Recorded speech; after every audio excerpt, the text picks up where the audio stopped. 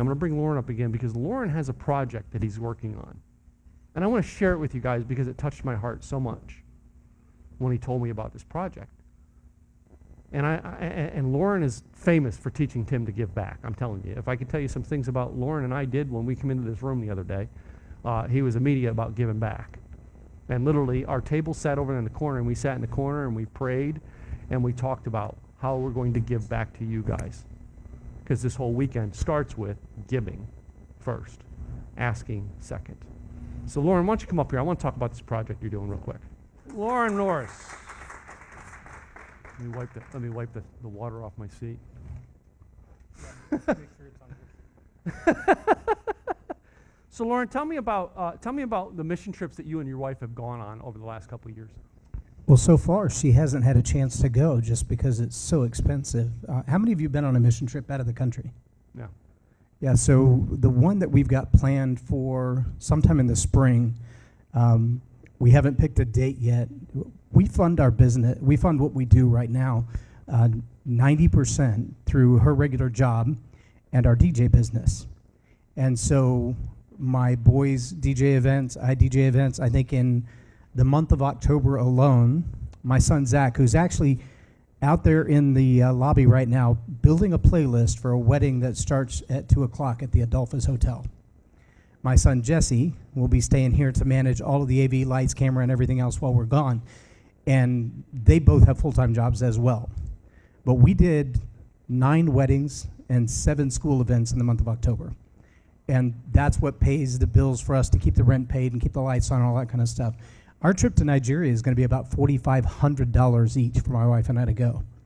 But we've been invited 7 times to go to Nigeria, to the Congo, to Uganda.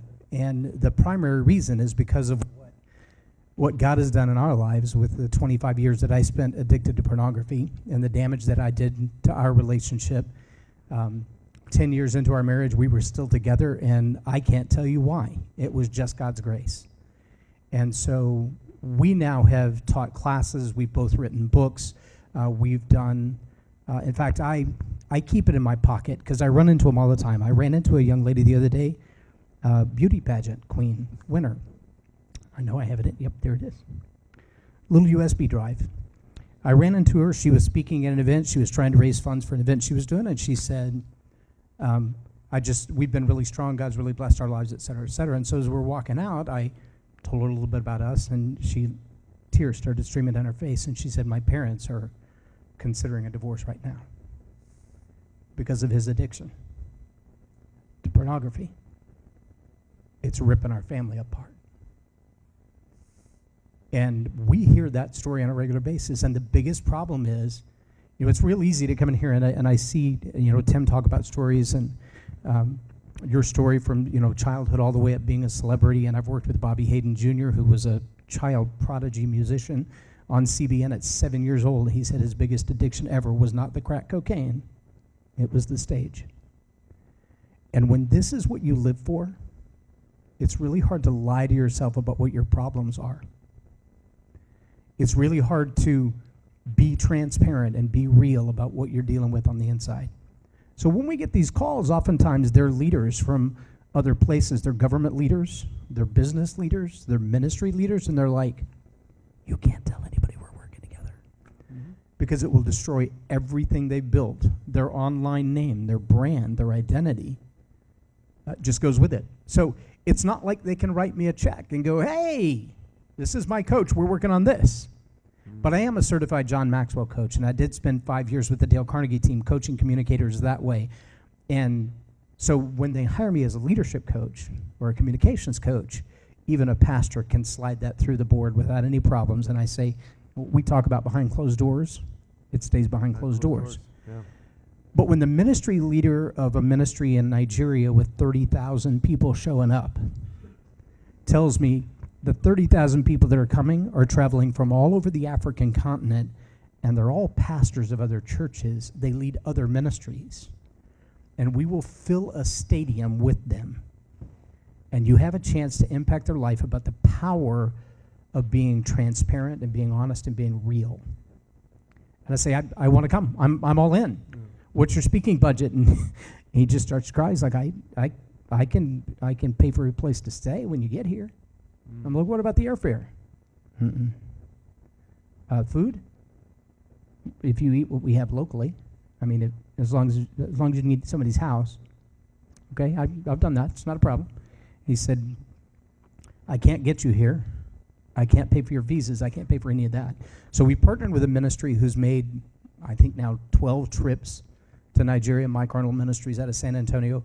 Like Tim, Mike and I have done business and ministry together a little over 20 years. He is an iron sharpening iron kind of guy. I never have a conversation with him that I don't leave with my head spinning with new thoughts and new ideas, and somebody who's just pounded on me and went, why do you think that? What makes you believe that's true? Where do you come up with that idea? And I like that. I like to know. I have counselors and therapists and pastors all of my life, and that's what they do. Poke me and go, that's a great idea to pass it on to somebody else, but can you live it out? Because if you can't, stop telling it. And when I work with these other pastors and ministry leaders, that's really what I want. I want to be that kind of person in their life that can say, it's easy to stand on the stage and grab the microphone and say it. It's even easy to put it in the notebook and spill Red Bull on it, but it's a whole different thing to walk out the door and live it. Yeah. Do you have the integrity that if somebody walked up to you on the street and went, you were talking about so-and-so the other day, can I find that in your life? That's a whole different thing. You know, yeah, it's huge. And, you know, I thought about this, and I'm going to take this from another area and come back. So, you know, you kind of know where I'm going to go with this.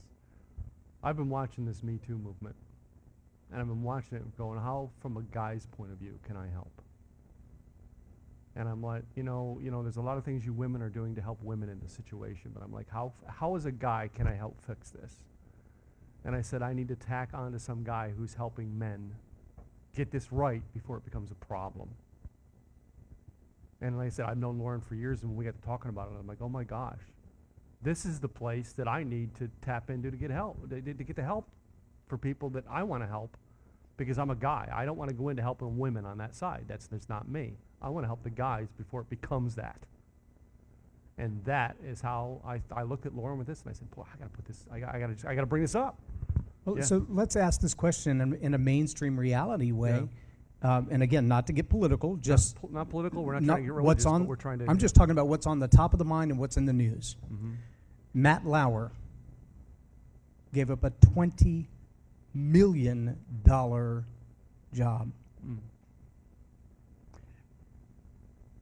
How many days do you think he pondered the idea of having a button under his desk to lock the door? Do you think that just came up one Monday and on Tuesday it was installed? Mm. Or do you think there was a thought process that went through his head for years that allowed him to reach the place where women were so objectified? I can tell you, having studied the addiction and having been an addict, that there is a cliff which one goes off of in that addiction that goes from, I stare at every girl that walks down the hall, and at the edge of that cliff is pedophilia. And when they end up in prison, most people will tell you there is no recidivism rate for them that's 100%. If they get out of jail after pedophilia, they will go back for the same offense. And if you have someone in your life, a teenager, a husband, a friend, an uncle, a next-door neighbor who has pornography in their home, I'm telling you, you're walking a thin rope. If you have daughters, if you have wives, if you have teenage or college-age girls in your neighborhood. I don't know if you've seen it in the news lately. Right here in Dallas, he was 18 years old, knocking on doors in apartment complexes as a panhandler, saying, I just need some help. Can you just give me enough money to get my lunch today? 3 different apartment complexes in a 5-mile radius. Over 2 days, he raped 3 women. They opened the door because he was cute, and they felt sorry for him because he was without food for the day. And he used that ruse to get in their house and rape them. Like the button under the desk, like the Harvey Weinsteins. This doesn't happen in an instant. It happens over decades of being said that's okay. Boys just being boys. Yeah. Centuries, not just years, And so centuries. we're not just talking about reaching a point where there are teenage boys who need a little help.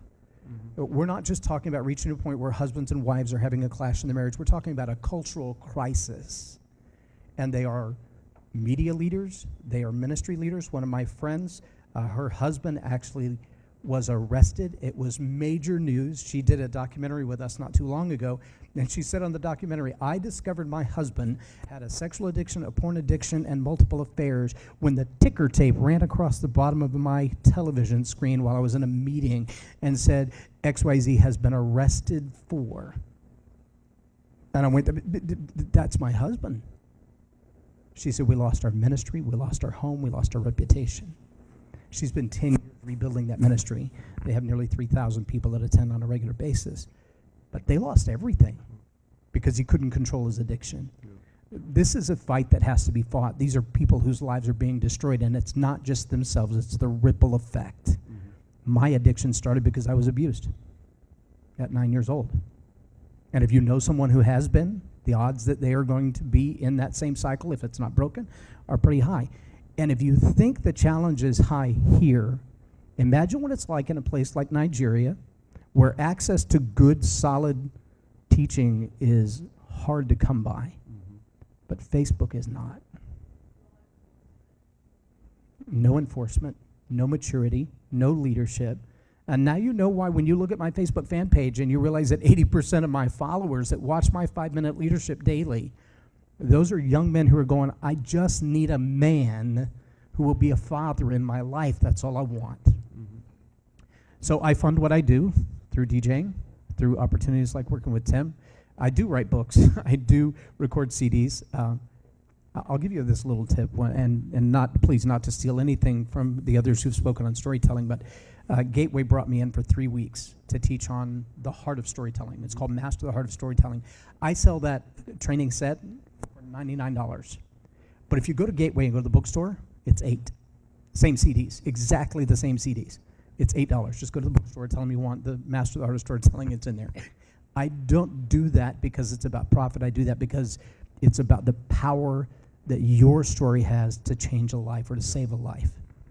So, and I want to know how I can help you with this. What is it we can do for you while you're here today?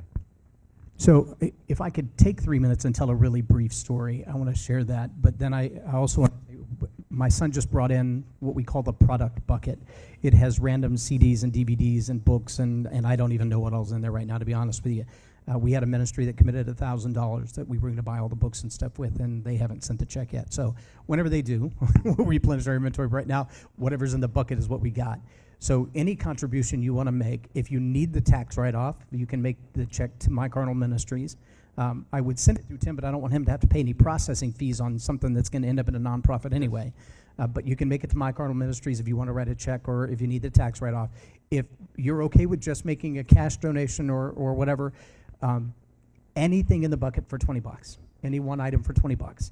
And all of that money is going to go to getting my wife and I to Nigeria in May to be able to go down there and help men and women save their families and save their marriages. So that's the best I can do. We can offer that. I mean, that's every little bit helps. So why don't we see if we can't help, and tell us a story about it. So how many of you been to the mall at Christmas? I made that mistake. Grapevine Mills Mall right here in the Dallas area. We're walking through the mall. And as we're walking, I've just got fingers. You know, they've got a hold of my fingers, my little kids. And they're just gripping on. And I reach back and I realize somebody let go of my finger. And I look back, probably from here to that wall. And there's my 3-year-old, face against the glass. He is captured. These high-top red tennis shoes with flames down the side. And they got him. I mean, they got him. He is right there at that Hot Topic store just staring in the window. And so I walked a little bit further, and then I stopped, and I crossed my arms, and I watched him. And he stood there for a couple of minutes staring at those tennis shoes, and then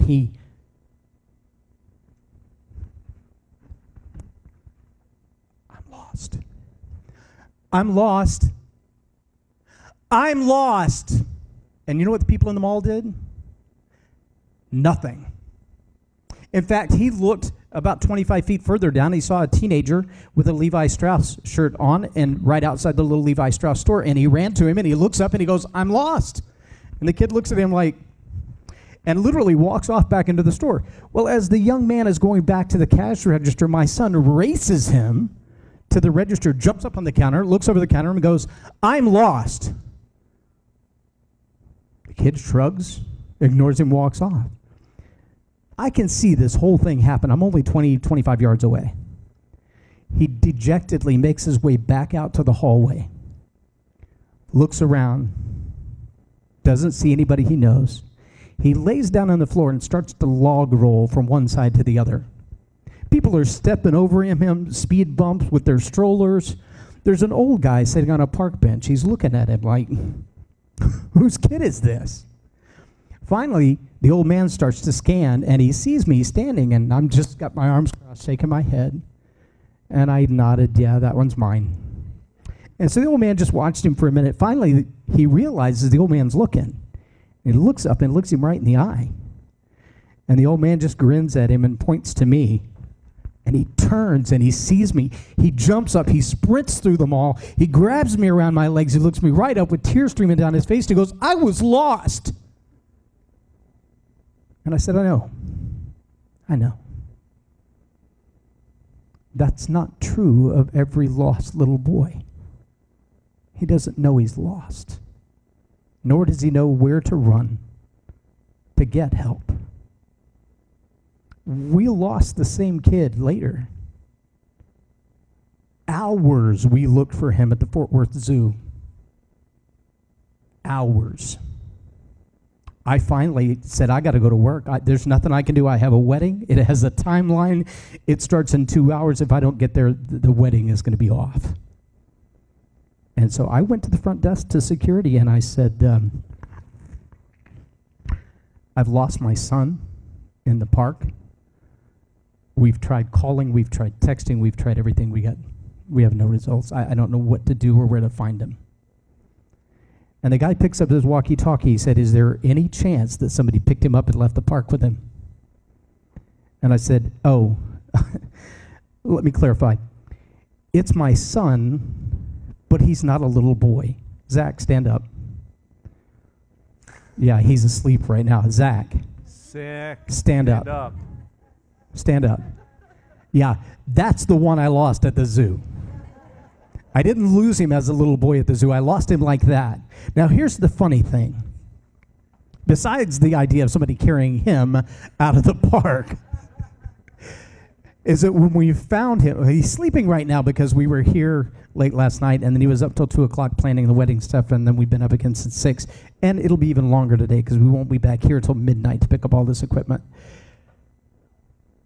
But you've heard that old phrase, train up a child the way he should go. And from the time they were old enough to hold a door open, those boys have been taught, if there's somebody else coming through that door, male or female, you don't leave until they're through the door. And you never stand in the doorway, you open it and step out. And if it's female, you get there ahead and you open and you wait. That's called courtesy. They've always been trained that way. But at the Penguin House in the Fort Worth Zoo, the door opens into a triangle. And so he was stuck behind it with strollers coming and going all day long. 6 hours he stood behind that door and couldn't push it enough to get out from behind the door. And his phone was dead. And so we finally caught up with him later. I'm like, "Son, where were you?" He said, "I was doing what you told me to do.